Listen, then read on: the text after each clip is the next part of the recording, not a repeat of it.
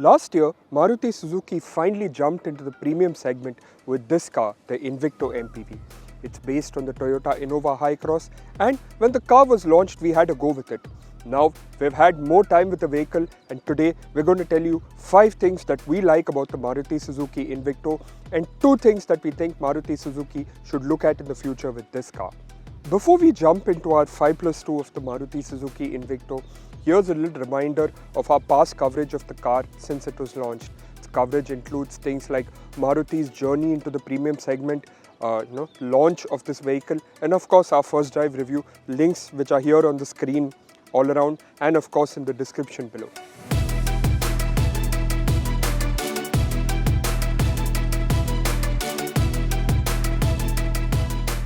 The Maruti Invicto can be had in 3 full hybrid variants and with a 2-litre petrol engine mated to an electric motor powering the front wheels via an eCVT. The petrol engine produces 150 bhp and 188 Nm, while the electric motor produces 112 bhp and 206 Nm. You can have it in the Zeta Plus and Alpha Plus trims with prices starting at Rs 25.30 lakh and topping out at Rs 29.01 lakh ex-showroom at the time of doing this video. At the top end, which is what our car in this video is, it is Rs 2 lakh cheaper than the Innova Hycross it has been derived from, and there's a very good reason for that, which we shall get to later in the video.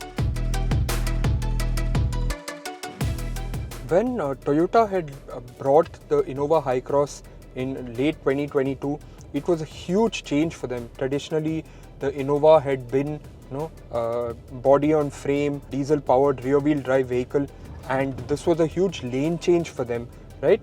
The Innova Hycross became a monocoque, front wheel drive, hybrid, petrol power only, and it was a massive change for them, and it has worked out in their favor, especially in the higher end of things, and more so worked out in favor of Maruti Suzuki, who had the perfect product that they needed to make that premium jump for someone that was willing to pay top tier money in the Nexa chain.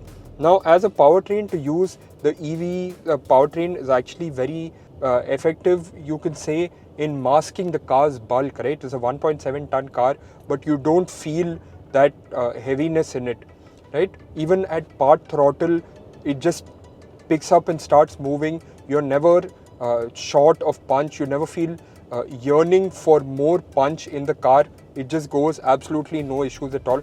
Now, one of the big advantages of having a hybrid setup, hybrid meaning you get a petrol engine, you get an electric motor, and both of them combined are for one major purpose, which is mileage, which is our next pro of this vehicle.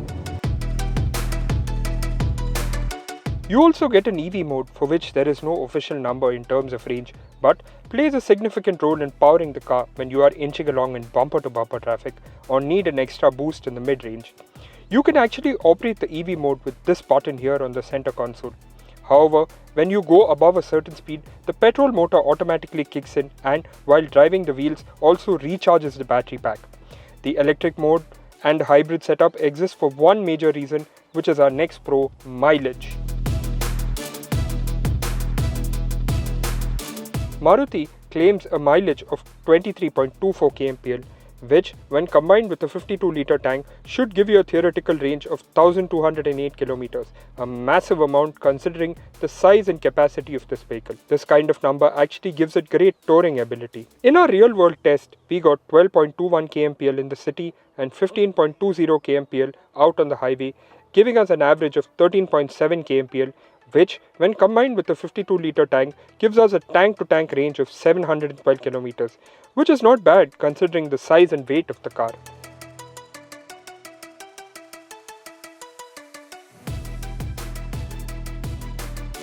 Now, the other thing, along with the steering, that makes this an easy car to drive is great visibility all around. You have a large glass house in front.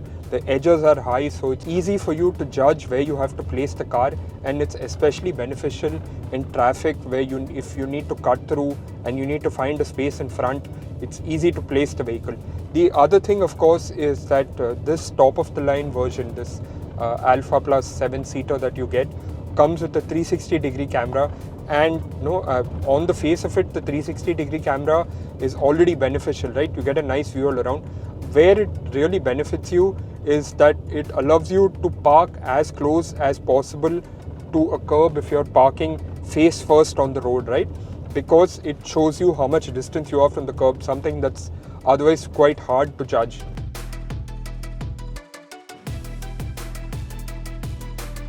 The final thing that adds to the overall driving experience of this Maruti Invicto is the fact that it rides really well.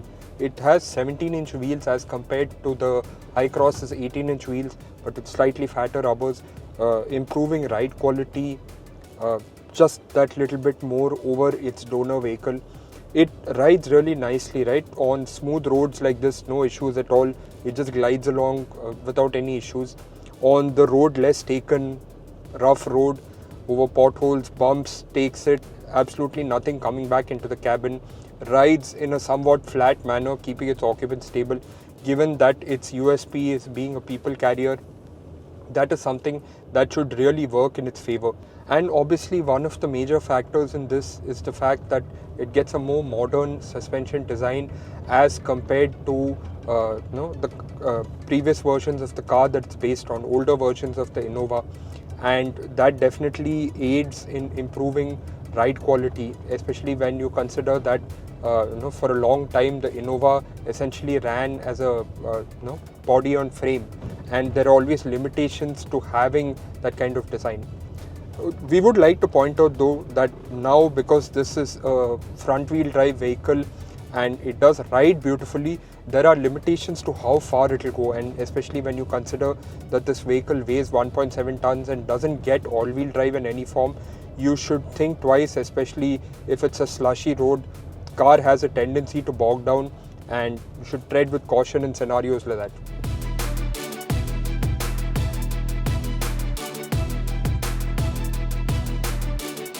When it comes to ergonomics for the front row, I'm going to repeat what I said when I first drove the car last year.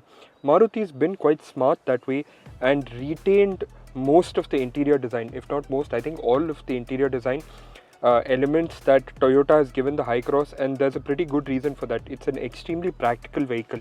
Everything falls easily to hand, it's easily reachable, and even in my driving position, everything is easily accessible and very easily visible.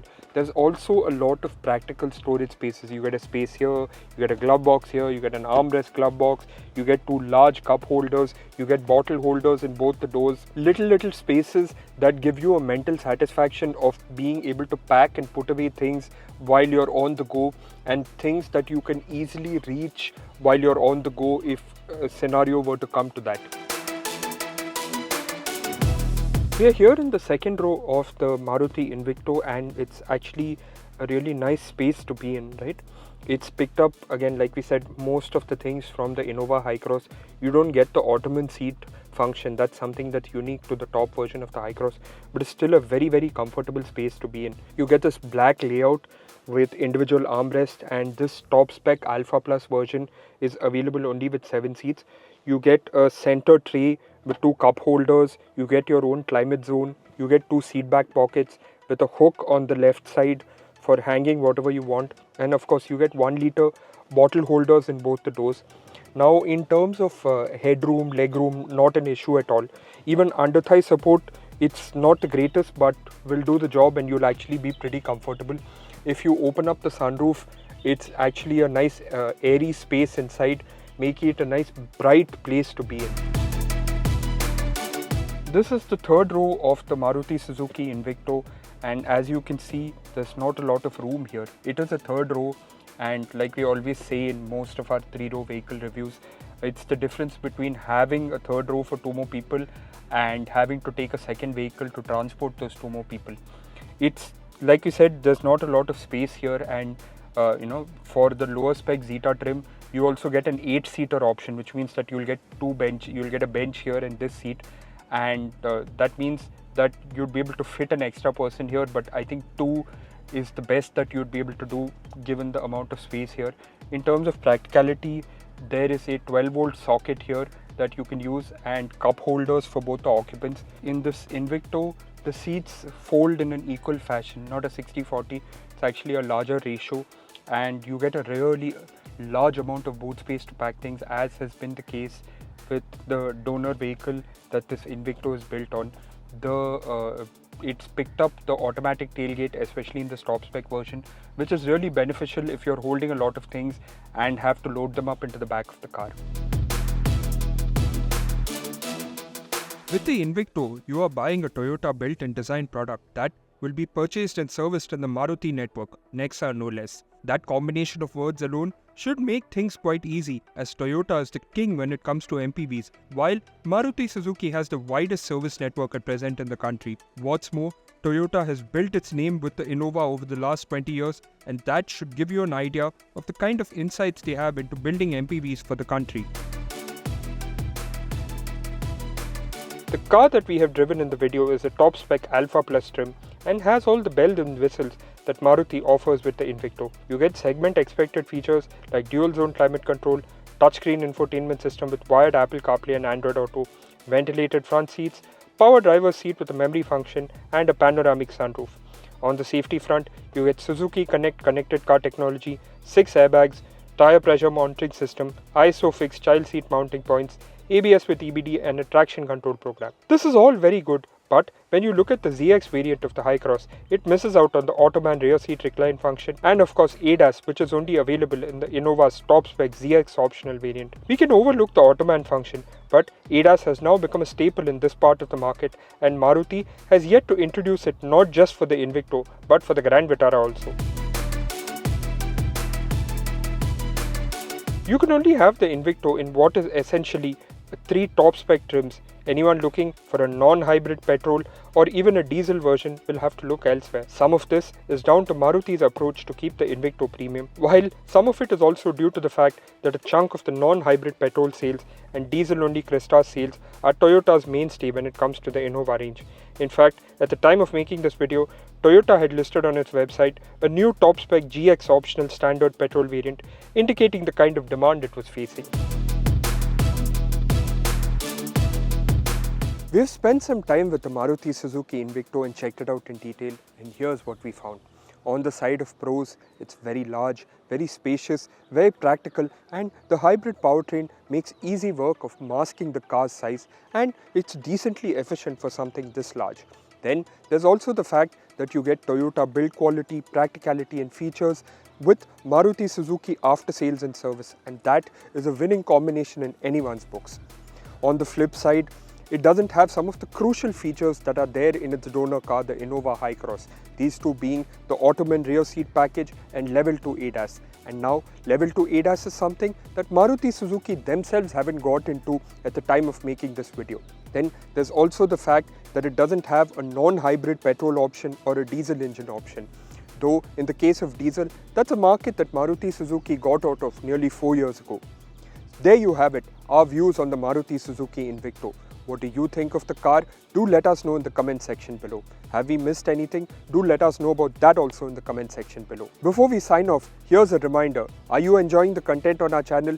Then do hit those like, share and subscribe buttons, and also that bell icon to be notified the instant we put out a new video. Thank you so much for watching. Take care.